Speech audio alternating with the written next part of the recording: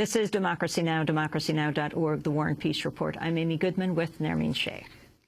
We turn now to Afghanistan, where the Taliban have declared victory even as nearly 130,000 coalition troops are still fighting in the country. The statement by the Taliban, posted on their website, is called Formal Proclamation of Islamic Emirates Victory. It claims that because the U.S. is pressing to open talks, the Taliban are winning. Meanwhile, the appearance last week of a video showing 4 uniformed U.S. Marines urinating on the corpses of 3 Afghan men has been widely condemned by officials in the U.S. and in Afghanistan. After the video appeared, local Afghan residents warned it could derail the possibility of peace talks with the Taliban.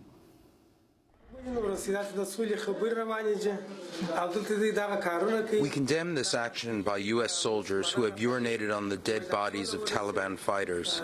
It will harm the peace talks. It seems the U.S. never want peace talks to happen in Afghanistan, and this action will increase misery in our country.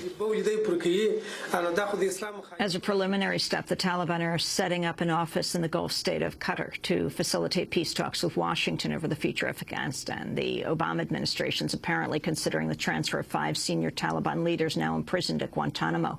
To talk more about the situation in Afghanistan, we go to Washington, D.C., to Michael Hastings. He has just written a new book. It's called The Operators, the Wild and Terrifying Inside Story of America's War in Afghanistan. It originated from Hastings' 2010 Rolling Stone article, The Runaway General, about General Stanley McChrystal, then the commander of the war in Afghanistan, and his inner circle. McChrystal was fired after the article was published over disparaging remarks he made in the piece about the Obama administration. Michael Hastings' new book provides an inside look at the workings of the U.S. military in Afghanistan over this last decade. Michael, welcome to Democracy Now! These latest developments, the Taliban declaring victory, the video that has emerged of the U.S. Marine snipers urinating on Afghan corpses. Can you talk about the significance of all of this? Well, on the Taliban declaring victory, I mean, that's a propaganda move. You know, the Taliban has a pretty effective PR apparatus as well, and so we'll see more of that. I mean, the reality is, despite what I think has been a very disastrous past year for America in Afghanistan, they have actually done severe amount of damage to a lot of the Taliban networks. As for the Marine video, I mean, this is really.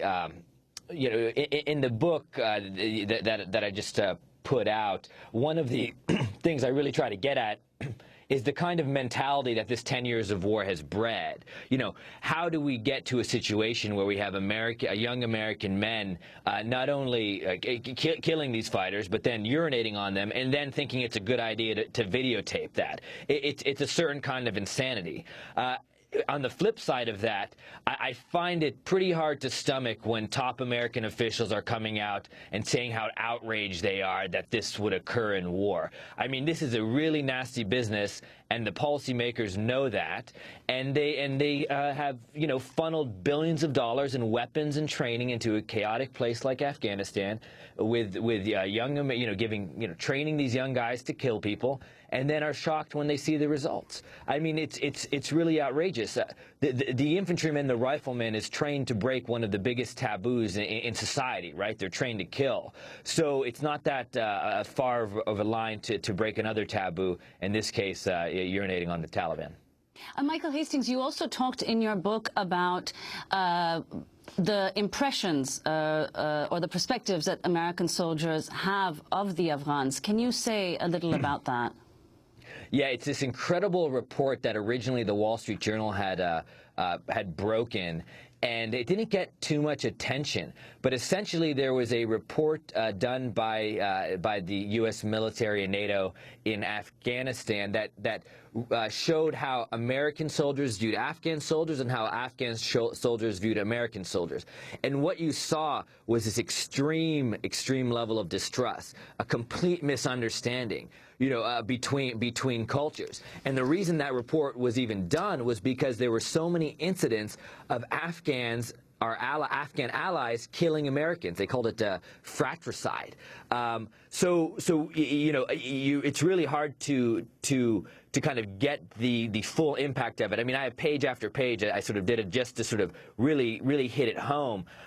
People complaining about how Americans complaining about how the Afghans smell. Afghans complaining that the Americans are doing disgusting things in front of their women. But it's one of the things, Americans complain that the Afghans are cowards, and the Afghans complain that the Americans are cowards. So there's this complete lack of understanding between two sides, and why that's important is that our entire strategy that they've been pushing, by they I mean the Pentagon and the generals over there, is based on this idea that each American soldier is going to become this kind of sociologist, diplomat, anthropologist, killer.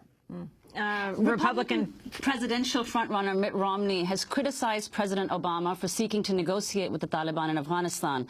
He spoke Monday night during the South Carolina Republican debate. The right course for America is not to negotiate with the Taliban while the Taliban are killing our soldiers. The right course is to recognize they're the enemy of the United States. It's the Vice President who said they're not the enemy of the United States. The Vice President's wrong. They are the enemy. They're killing American soldiers. We don't negotiate from a position of weakness as we're pulling our troops out. The right course for us is to strengthen the Afghan military force so they can reject the Taliban. Michael, your comments on Mitt Romney. Well, the beauty of Governor Romney is that he might say the exact opposite thing tomorrow, so I don't know what we can really take him at his word. No, in fact, I know we can't take him at his word. But I would like to point out a couple of things about that statement. First, even the top military leaders, and our entire strategy we're pursuing there is one based on an eventual political negotiation with the Taliban. That's the fact of the matter. We are going to negotiate with the Taliban. That's the strategy. Not only that, I think when we're talking about opening diplomatic negotiations with the Taliban, Vice President Biden's right. The Taliban aren't the ones who are threaten the U.S. homeland. So I think Governor Romney's sort of rhetoric is definitely just to get some sort of political advantage and has no real basis in reality. Oh, and the last point I'd like to make about his point about negotiating from a position of strength, that was the plan, right? We were going to escalate in Afghanistan so we could become in a position of strength to negotiate, and it failed. We could stay there for 2 more years at 150,000 troops and kill a bunch more people, but eventually we're going to have to negotiate. And what's really are we going to be that much stronger 2 years from now? I don't know. I think it's very dubious and clearly just for political advantage from the formerly pro-choice Governor Romney. Michael, you said that Vice President Biden said that the Taliban didn't, in fact, threaten the U.S., but in your book, don't you talk about how it seems as though the Taliban became more the focus of the U.S. military campaign than al-Qaeda? Yeah, and that's the great, if WMDs were the big lie of the Iraq War, the safe haven myth is the big lie of the Afghan war. And what I mean by that, and this was true in Iraq as well, but 99% of the people, maybe even higher, honestly, the people were fighting, whether it was Sunni insurgents in Iraq or Shiite militias in Iraq or in Afghanistan, the Taliban never actually posed a threat to the United States homeland. So the question one has to ask oneself is that if everything we're doing and everyone we're fighting is not actually a threat to the United States, certainly not a direct threat by any means, then why are we expending so many resources, $120 billion a year, with all the lives lost to do it? And again, this is the big lie of counterinsurgency, which I know we've discussed on your show. To justify this tremendous outlay of resources, they have to say, oh, well, no, we're killing terrorists. But everybody knows that that's not true.